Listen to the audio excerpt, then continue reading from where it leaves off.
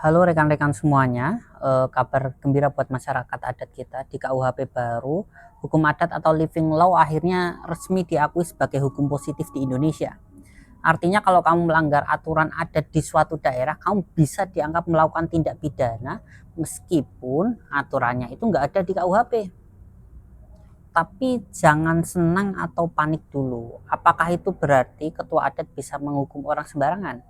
Apakah hukum cambuk atau denda selangit bakal berlaku secara bebas? Ternyata tidak semudah itu. Ada pagar ketat yang namanya peraturan pemerintah. Mari kita coba bahas. Banyak yang mulai khawatir, wah kalau hukum adat diakui nanti bisa chaos dong. Gimana kalau ada hukum adat yang diskriminatif atau hukumannya sadis dan gak manusiawi?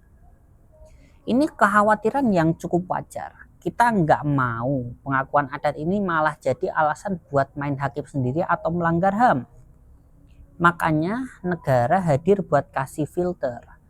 Di pasal 2 ayat 2 KUHP baru kasih syarat mutlak hukum adat yang diakui hanya yang pertama yang sesuai dengan Pancasila, kedua sesuai dengan Undang-Undang Dasar, ketiga menghormati hak asasi manusia, dan sesuai dengan prinsip hukum umum dunia.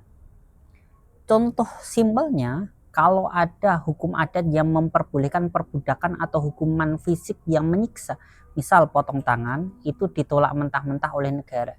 Jadi yang diambil cuma nilai-nilai luhurnya, bukan kekerasannya.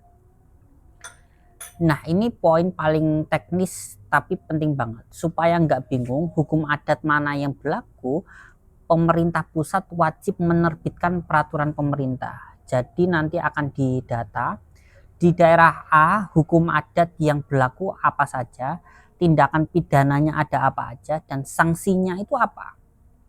Semua itu akan dikompilasikan oleh pemerintah daerah lalu disahkan lewat peraturan pemerintah. Jadi polisi dan hakim punya pegangan yang jelas, nggak bisa tuh tiba-tiba ada orang yang ngaku ini hukum adat kami padahal belum terdaftar di aturan pemerintah.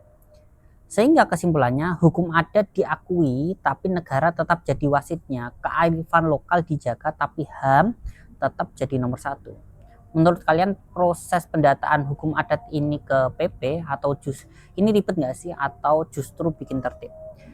Silahkan bisa diskusi di kolom komentar. Terima kasih.